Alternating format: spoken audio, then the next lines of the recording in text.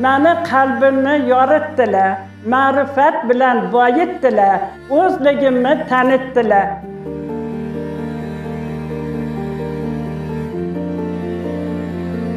Men G'oziy va Nasiba Qahhor xo'ja qizi 90 ga qadam qo'ydim.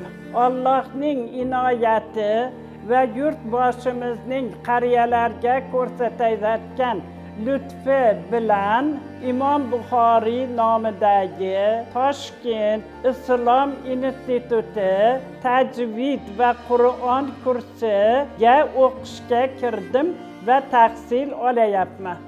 Men o'zimni kasbim o'qituvchi, 32 yil o'qituvchilik qildim. Hozir nafaqadaman.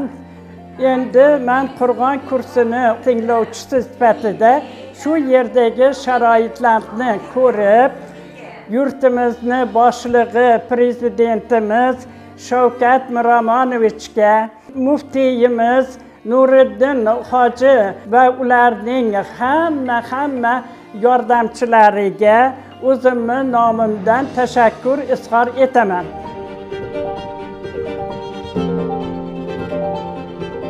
Men yana shu bilan birga shuni tashkil qilganlarga, diniy qo'mitaga o'zimni tashakkurimni bildiraman.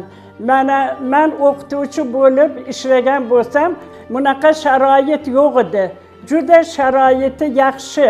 Institut rahbariga, Uyg'un domlaga men tashakkur bildiraman. Shu kollektivni, jamoani olib, chiroyli ularga ta'lim tarbiya berib kelyaptilar. Men Qur'on o'qib, hozir mazza qilib hammani duo qilib, yurtimiz tinch, mamlakatimiz obod, xonadonlarimiz barakotli, ishlarimiz muvaffaqiyatli, davlatimizni yanada gullab yashnashini so'ragan holda Alloh taologa yolvorib, yurtimiz tinch bo'lsin, prezidentimiz omon bo'lsinlar. Prezidentimiz aytdilar, eshitishni bilsin, uni tinglashni bilsin, hayotga Qur'onni tatbiq qilsin dedilar. Mana shunga binoan men o'qib kelyapman.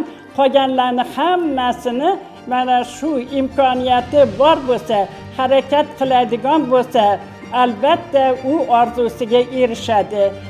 Qur'onni eshitish, eshita bilish u ma'naviyat, ma'rifat. Agar shuni eshitolsak, bu muvaffaqiyat bo'ladi. Elimizga nur keladi.